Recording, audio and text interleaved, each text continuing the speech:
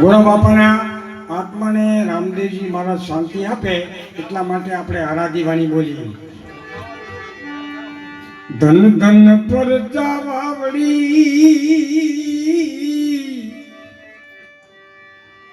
ધન ધન રામા પીર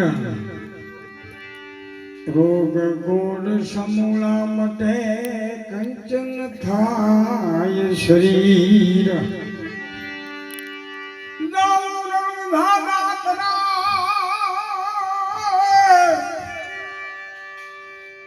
પ્રગટ રામો પીર દર્શનથી દુખડા ટળે સુખમાં રહે શરીર.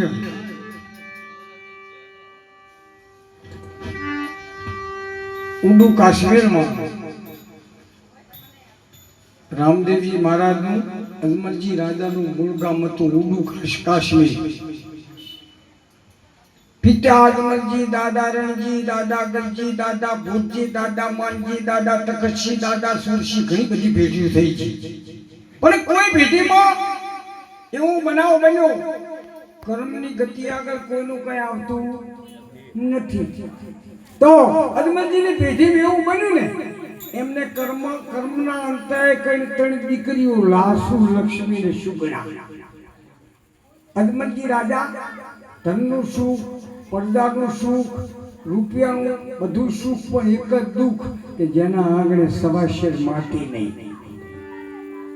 અજમલજી રાજા હાથમાં તુલસા વાવે, ગંગા યમુનાના કોપા ભરે અને પગેથી ચાલીએ દ્વારકા જાય. તુલસીના પાન ચડાવે, ગંગા યમુનાના કોપા ચડાવે. આવું 6 વખત ગયા. ભગવાન કઈ સપનામાં આવતા નથી. ભગવાન કે કોઈ મારી ભક્તિ કરશે ને ભૂખે મારું ભાઈ પાડું, શરીરની પાડું ખાલ, એમ કરતા મારું નામ ના છોડે પછી કરી નાખું ન્યા. સથો આટો પૂરો કરી અજમલજી ઘેર આવે એવામાં આકાશમાં વીજળી ચમકે છે, ધોધમાર વરસાદ પડ્યો છે. જૂનો ઇતિહાસ. અજમલજી રાજા નગર ભેગું કર્યું અને કીધું, ભાઈ હું છેલ્લી વખત જાઉં છું, ભગવાન મળશે તો પાસ હોય, નહીંતર મારી આશા કોઈ રાખશો નહીં. હાથમાં તુલસા વાવે, ગંગા યમુનાના કોપા ભરે. અજમલજી રાજા નીકળ્યા. આ હવે સાયલો મેઘવાન મળ્યો. બાપુ ક્યાં જાવ છો?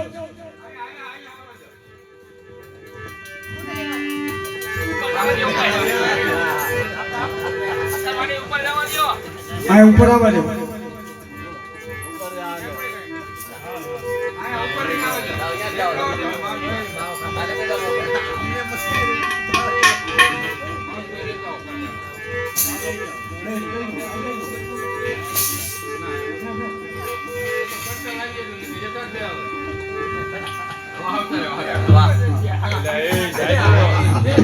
દેવો દેવો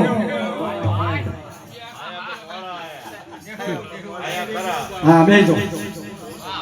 અજમલજી દ્વારકા નીકળ્યા એટલે સવારમાં શાયર મેઘવાન સામે મળ્યો. બાપુ ક્યાં જાઉં છો? કે દ્વારકા જાઉં છું. કે ઉભારણ તાર મારો હંદેવો લેતા ગયો. અજમલજીને ચોખા પીડીને આપ્યા.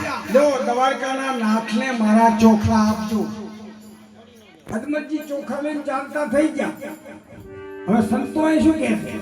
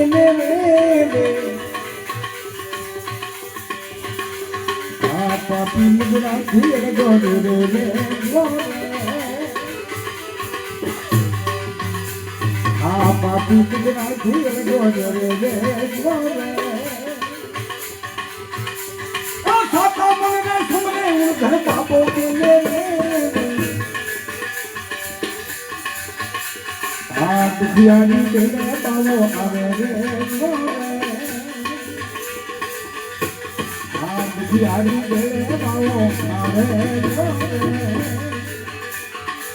કરી રે ખમારે મારા દ્વારી ગળના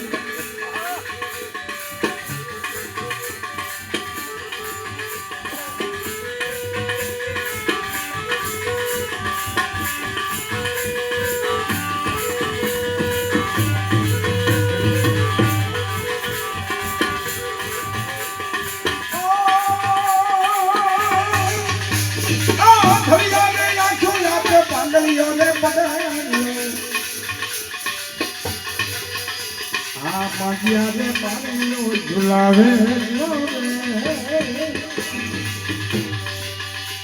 આ પાટિયાને પાણીનો ઝુલાવે ઘણી ખમારે મારા મારું દરિયા આ દુધિયાની ગેલે બાબો આવે આજી ભાવ રાખે ને ઉને ભેરો ભેરો રે આ લોભી કપટીથી દૂર જાવે આ લોભી કપટીથી દૂર જાવે હીરે ખમાવે મારા દ્વારું ઘરના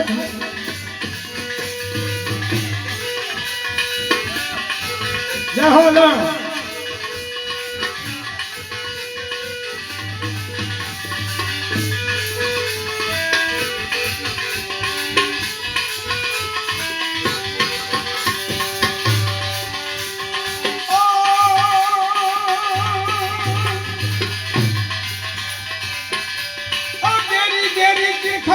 પીછા ચિકન જાવો મને હતો હતો ભેદ બતાવો હતો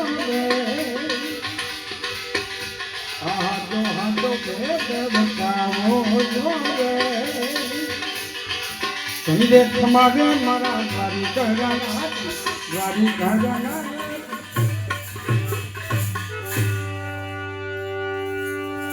અદમજી નીકળ્યા સામેથી ખેડૂતો ખેતી કરવા જતા હતા અદમલજીને જોઈને અવળા ફરી ગયા અલા ભાઈ અવળા ફરી દો અદમલજી રાજા પેટના વાંચ્યા છે આપણે ખેતરમાં ખેતી કરવા જઈએ ને તો આપણું ખેતર વાંચ્યું ને આવતી સાલ દુષ્કાળ પડે ખેડૂતો અવળા ફરી ગયા કોટવાલની ભાઈ ભાંગીએણ સાવેણી સુઠિયા લઈ અને વેપાર કરવા જતી હતી એ પણ અવળી ફરી ગઈ અદમલજી રાજા કે ભાઈ આ તમે કેમ અવળા ફરી ગયા છો બાપુ અમે ખેડૂતો ખેતરમાં જઈએ ને કોઈ બીજવાળો ભૂલી ગયા હોય કોઈ ચલમ ભૂલી ગયા હોય લાબડો ભૂલી ગયા હોય કોઈ બાકસ ભૂલી ગયા હોય નહીં સાચું બોલો તો ઇનામ મળશે બાપુ આપ પેટના વાંચ્યા છો અમે ખેતરમાં જઈએ તમે હમા મળ્યા ને એટલે અબસુ કરી થયા એટલે માટે અમે એવડા ફરી ગયા છીએ અદમલજી રાજાને ઘાટીમાં સવાયું થઈ ગયું કોટવાલની બાઈ ઊભી છે બાઈ તો કેમ ઊભી છે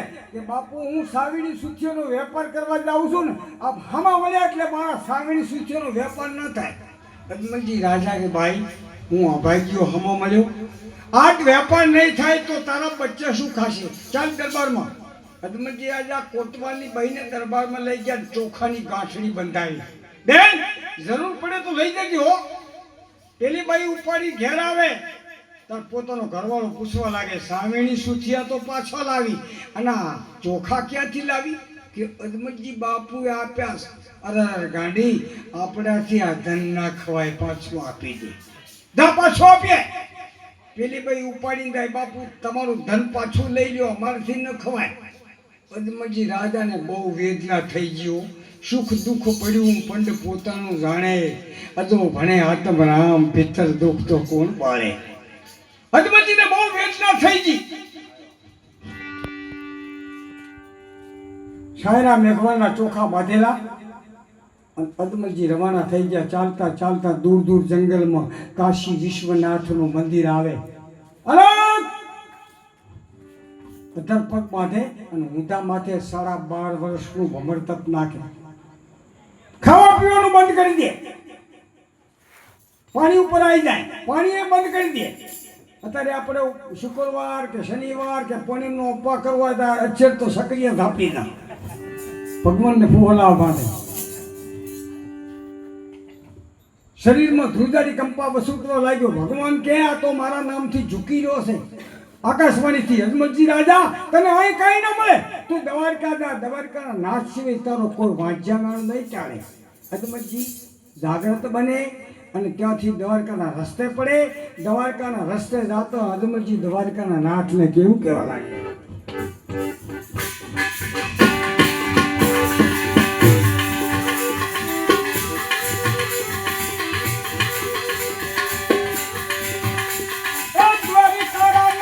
મારી અરે જીરે સુરે જો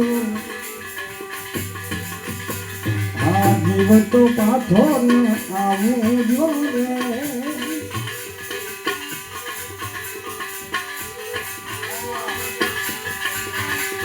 આ જીવ તો પાછો ને આવું જો રે. હરિવે તમારે મારા ગ્રામ કરે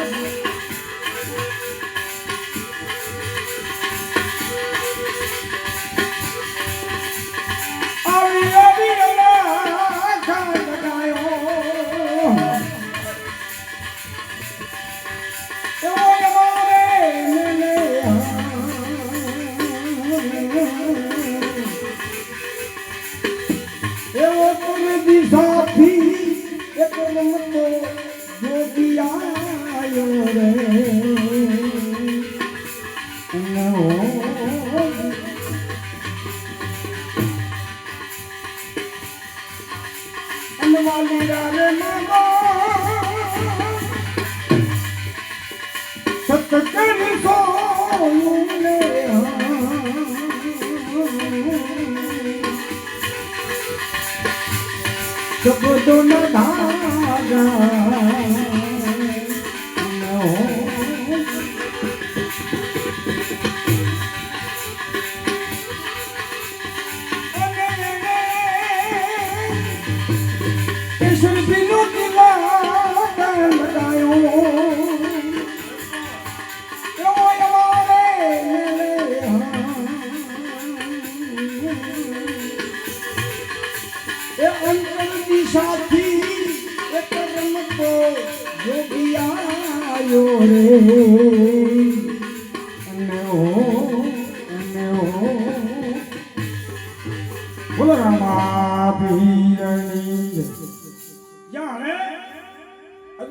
જાગૃત બન્યા. દ્વારકાના રસ્તે પડ્યા. દ્વારકાના રસ્તે જાતા અજમલજી દ્વારકાના નાથને કહેવા લાગે, હે પ્રભુ, આખી જિંદગી ધૂપ કર્યું, દીવા ધર્યા, અગરબત્તી ઉબાળી નાખી, પણ કઈ લેખે આવ્યું નહીં. હવે તો તમે મળો તો તીન કે હવે પાછું આપવું નથી. એક બાજુ મહાસાગર હિલોલા ખાય છે, કિનારા ઉપર દ્વારકાધીશનું મંદિર આવેલું છે. અદમજી પાવડીએ પગ મૂકે અવાજ કરે, હે દ્વારકા વાળા, પથ્થરની મૂર્તિમાં હોંકારો છો. હવે કેટલાય માણસો એમ કે પથ્થરની મૂર્તિ ના બોલે. ના બોલે, કેમ ના બોલે? આપણા નથી એમય નથી, અને આપણા હોય તો એમય છે. પિંડે શું પિંડે, પિંડે શું ખબર નહીં. પેલું આપણામાં હોવું પડે તો એમાં જાગૃત થાય.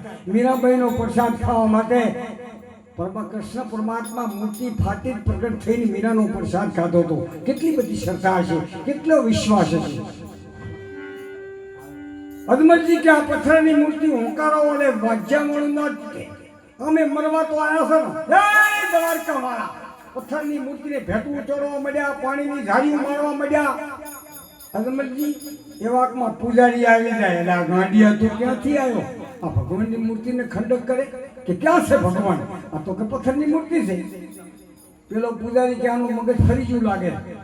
આઠ પાસ અંકાશમાં ઘાસ ચાસની પાસ છે વિશ્વપતિનો વાત. અત્યારે ગરમીનો વખત છે, ભગવાન અહીં નથી રહેતા, તો આ મહાસાગર ભર્યો ને એમાં બીજી એક સોનાની દ્વારકા છે. અત્યારે ગરમીના વખતના ભગવાન ત્યાં રહે છે. અદમતજી કે અમે મરવા તો આયા જ છો, ભગવાન મળવા છે મળશે ને કઈ નહીં આપણે દરિયામાં પડવું છે મગર માછલો મજા કરશે જય દ્વારકા મારા કરી હનુમાનજીએ દરિયામાં પડતું કર્યું તો ભગવાનને વાત જાણી પરમાત્માએ રામની અજબ રચના એનો પાર મનુષ્યના પાવે ભલે અધર વિમાન ઉડાવે ભલે વિમાન ઉડાવે પણ પરમાત્માની કળાને કોઈ ના પહોંચી શકે હનુમાનજી પૂછવા લાગે કયું નગર કોની રાજધાની કે દ્વારકાપુરી આ તો રણછોડજીની રાજધાની તાર અંદર જાતા સુધી ભગવાને પરમાત્મા એવી લીલા કરીને કોઈ પાટો બાંધે છે કોઈ દવા ચોપડે છે કોઈ શેક કરે છે આવા બધા કામે લાગી ગયેલા હનુમાનજી દરવાજે જઈને ઊભા રહે હનુમાનજી આમ જોયું આવો હનુમાનજી આ પ્રભુ પણ હનુમાનજીના મનમાં કલ્પના થઈ કે પામર મનુષ્યને પાટો બધાને દવા ચોપડાય પણ આ ભગવાનને આવું શું દરજ થયું છે મનમાં કલ્પના કરે मन की जाने तन की जाने जाने जगत की चोरी कोई नहीं छुपाई शुभ छुपे जेना हाथों में मरण जीवन की दोरी हनुमानजी केम बोलतो नहीं काई नहीं बापू तारा मन में फिकर है हनुमानजी द्वारका नाथ ले केवू के अने द्वारका नाथ केवो जवाब आपे